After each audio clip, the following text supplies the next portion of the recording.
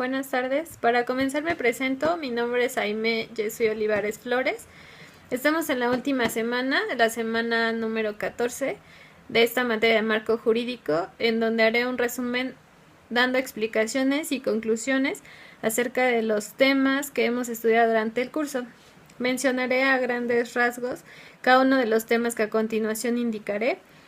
Como primer punto debemos tomar en cuenta que todo girará en torno a la empresa enfocándonos a lo legal, por lo cual se identificará la regulación constitucional, civil y mercantil, la creación y funcionamiento de una empresa en México, cómo es que se crea una empresa.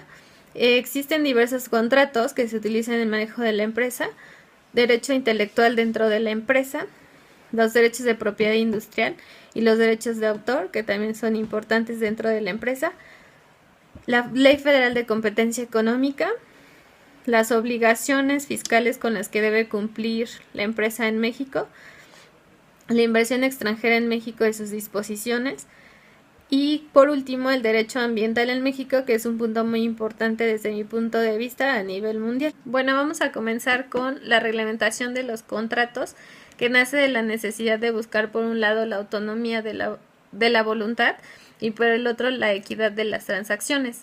Bajo esta concepción, quienes intervienen en un contrato gozan de la facultad de estipular en él diversas cláusulas o modalidades, o simplemente se adaptan a los contratos reglamentados por la ley. En la siguiente imagen hablamos sobre las fuentes especiales de las obligaciones. Se divide en dos. Uno, la primera parte es el contrato y la segunda es la ley, donde se divide como declaración unilateral, enriquecimiento ilegítimo, gestión de negocios, responsabilidad objetiva. En la segunda imagen hablamos sobre convenio, como lo habíamos mencionado anteriormente. Es un acuerdo de dos o más personas para crear, transferir, modificar o extinguir obligaciones. Los convenios que producen o transfieren las obligaciones o derechos toman el nombre de contratos. Ahora, para la existencia de un contrato requerimos consentimiento, un objeto que pueda ser materia de y los elementos del contrato para que pueda ser inválido son los siguientes. Se puede invalidar por incapacidad legal de las partes de una de ellas, por vicios de consentimiento, por su objeto o su motivo o fin sea ilícito, y finalmente porque el consentimiento no sea manifestado en forma que la ley establece. Ahora, como conclusión, un contrato es un acto jurídico que contiene los mismos elementos de existencia y validez. Es una fuente de obligaciones. Bien, hablando de derechos de autor y de propiedad industrial, bueno, el derecho de la propiedad industrial, lo mismo que las del derecho de autor, han cobrado a la fecha una verdadera autonomía legislativa. Pocas disciplinas en la ciencia jurídica tienen un matiz tan marcado como el derecho intelectual. En materia de los derechos de autor, las obras intelectuales cruzan con facilidad las fronteras, debido a los nuevos medios de comunicación que facilitan la circulación de un país a otro. Por otro lado, la propiedad industrial, el crecimiento de la industria y del comercio ha borrado fronteras geográficas, razón por la cual ha surgido la necesidad de crear instituciones de carácter internacional. Otro punto importante que debemos mencionar es la Ley Federal de la Competencia Económica.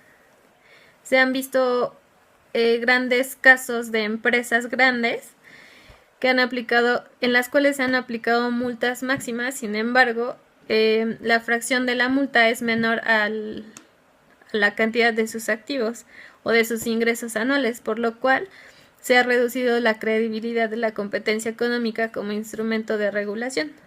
Es decir, la empresa gana una pequeña multa, por lo cual se necesitan imponer multas proporcionales a los ingresos que tiene cada empresa. Para controlar esto, se realizan visitas de verificación. El hecho de poner sobre aviso a estas empresas tampoco ha permitido que la comisión tenga la absoluta certeza de que la información ha sido revisado, que la información, que se ha revisado sea la misma a la que haya tenido acceso durante la verificación. La empresa tiene ciertas obligaciones por cumplir. A continuación se describen en el siguiente mapa mental. En esta imagen tenemos un mapa mental donde explicaremos las obligaciones fiscales de la empresa en México. Es muy importante, ya que debemos cumplir como empresa cada una de estas obligaciones. Como primer punto tenemos presentar declaración y pagos mensuales, es decir, la declaración anual también. Presentar la declaración informativa con terceros, es decir, personas morales, o la declaración de IVA. Presentar declaraciones informativas anuales. El uso de CFDI, que son los comprobantes fiscales digitales por Internet. En este caso tenemos 76 proveedores autorizados que las empresas deben de contratar y son los únicos proveedores con los que pueden trabajar, que están dados de alta en Hacienda. Mantener actualizados sus datos en el Registro Federal de Contribuyentes. También las empresas expiden comprobantes fiscales, es decir, facturas electrónicas. Tienen que llevar la contabilidad según el artículo 28 del Código Fiscal de la Federación. Esto implica tener libros, registros contables. Los registros deben cumplir el reglamento del Código Fiscal de la Federación. Tienen que llevar la contabilidad en sistemas electrónicos, llevar un control de inventarios. También inscripción o alta de registro federal. El objetivo es realizar cualquier actividad económica lícita por la que esté obligado a pagar impuestos. Aquí entra el RFC y FIEL. Recibir, validar y resguardar los comprobantes XLM. Y Servicio de Administración Tributaria, que es el SAT. Este tiene como fin supervisar que las personas físicas y morales contribuyamos proporcional y equitativamente al gasto público. También dentro de la empresa, los recibos de la nómina son electrónicos y son totalmente deducibles. Algunas de las otras obligaciones que tiene la empresa son las retenciones de los impuestos sobre la renta, del valor agregado. También expiden constancias de retenciones y determinan en la declaración anual la utilidad fiscal y el monto que corresponde a la participación de los trabajadores en las utilidades. Esto de manera personal es muy importante para mí, ya que yo manejo todo esto en la empresa. Para mí fue muy grato poder volver a retomar esto de manera legal o desde el punto legal.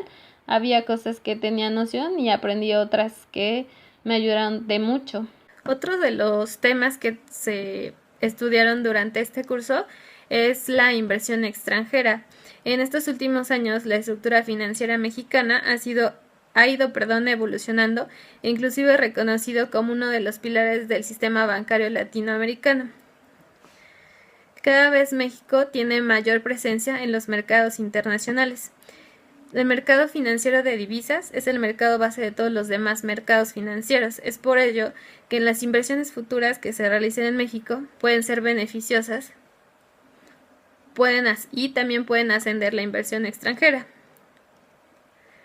Como dato importante me gustaría mencionar que en los últimos años la industria automotriz ha venido a invertir a México y en mi caso, en mi estado, puedo poner como ejemplo la planta de automotriz Volkswagen y la reciente empresa de Audi, quien ha generado no solo inversión al estado, sino también empleos a nuestros alrededores. Por último, como lo mencioné al inicio, uno de los puntos más importantes que las empresas deben considerar es la responsabilidad de obligaciones con el medio ambiente. Existe una Ley General de Equilibrio y Protección al Medio Ambiente, la cual protege el ambiente en el territorio nacional. Las personas físicas y morales son responsables de las fuentes contaminantes y están obligadas a proporcionarle información, datos y documentos para tener un registro. Actualmente experimentamos a nivel planetario una gran ruptura con el medio ambiente, por lo cual es necesario que las personas morales y físicas lleven sus responsabilidades para la protección y bienestar del medio ambiente. Este curso me ha ayudado de muchas formas en mi ámbito profesional, ya que además de estudiar y comprender el lado legal de la empresa, ha abierto mi panorama administrativo, por lo cual he aprendido más sobre el marco jurídico. Muchas gracias.